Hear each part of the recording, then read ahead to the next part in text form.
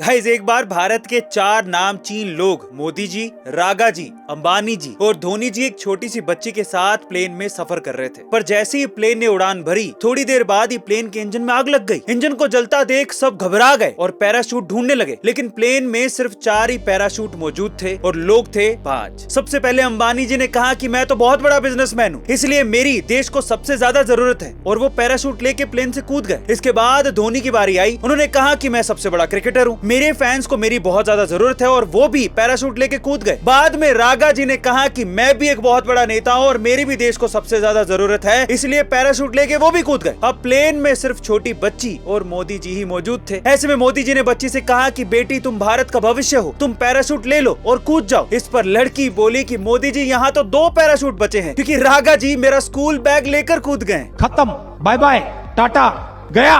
Guys, ये सिर्फ एक व्यंग है। वैसे भी 3 महीने बाद साल 2024 में होली आने वाली है, तो हमने सोचा कि क्यों ना 3 महीने पहले ही आपको मुस्कुराने का मौका दे दें। इसलिए बुरा ना मानो, होली है। क्या आप हर रोज ऑनलाइन फूड ऑर्डर करने के आदी हो चुके हैं? अगर हाँ, तो इस लत से आपके शरीर पर काफी खतरनाक असर पड़ सकते हैं। ऐसे में इस एडिक्शन को छोड़ने के लिए आपको ये 5 काम करने चाहिए। पहला, घर में हर वीक का मील प्लान तैयार करिए, जैसे कौन से दिन क्या बनेगा, और इसके लिए लगने वाली ग्रोसरी भी खरीद कर रखिए। दूसरा, जिस तरह से आप हर महीने की शॉपिंग का बजट बनाते हैं, उसी तरह से खाने के एक्सपेंसेस का भी बजट बनाकर रखिए, ताकि पता तो चले कि आप महीने भर में कितना ऑनलाइन ऑर्डर करके खाना खाते हैं। तीसरा, हो सके तो ऑनलाइन फूड डिलीवरी एप्स को अनइंस्टॉल कर दीजिए, और अगर ऐसा आप नहीं कर सकते तो कम से कम इन एप्स के नोटिफिकेशन तो बंद कर दीजिए। चौथा, ऑनलाइन फूड ऑर्डर करते वक्त ऐसे रेस्टोरेंट को सेलेक्ट करिए जो हेल्दी खाना देते हो।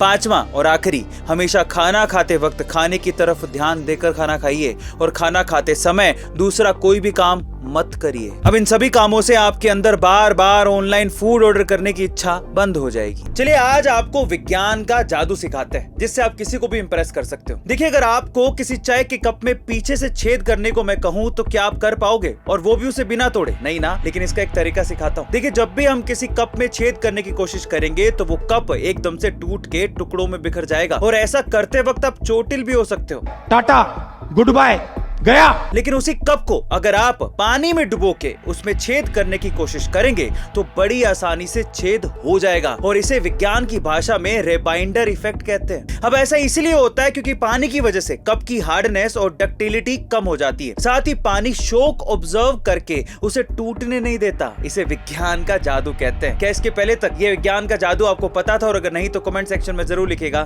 भारत के गृह मंत्री अमित शाह ने पीओके और भारत के पहले प्रधानमंत्री नेहरू के गलत फैसलों को लेकर बड़ी बात कह दी। अमित शाह ने कहा कि नेहरू सरकार ने युद्ध बंदी करके और कश्मीर मुद्दे को यूएन में ले जाके 2 बड़ी गलतियां की थी, जिसकी वजह से पीओके का मुद्दा आज तक लटक रहा है, और इस वजह से भारत माता का ही एक अभिन्न अंग छिन्न भिन्न होके भारत से अलग पड़ा है। पर अब मोदी सरकार में ऐसा नहीं होगा, क्योंकि पीओके में विधानसभा की 24 सीटें रिजर्व रख के अमित शाह ने ये दहाड़ लगा दी है कि पीओके भारत का हिस्सा था, है, और उसे हम वापस लेकर रहेंगे। इतना ही नहीं, लोकसभा में जम्मू कश्मीर को लेकर 2 बिल पास हुए, जिसमें जम्मू कश्मीर के लिए टोटल 90 और पीओके के लिए अब टोटल 24 सीटें रिजर्व कर दी गई हैं। यानी जम्मू कश्मीर और पीओके को मिलाकर अब 114 सीटें हो गई हैं, जिसमें से अभी सिर्फ 90 सीटों पर ही चुनाव लड़े जाएंगे। लेकिन इसके बावजूद भी सरकार ने पीओके के लिए 24 सीटें रिजर्व रख के ये दर्शा दिया है कि भारत सरकार आज नहीं तो कल पीओके को पाकिस्तान के कब्जे से खाली जरूर करा लेगा, क्योंकि जो हमारा है उसे हम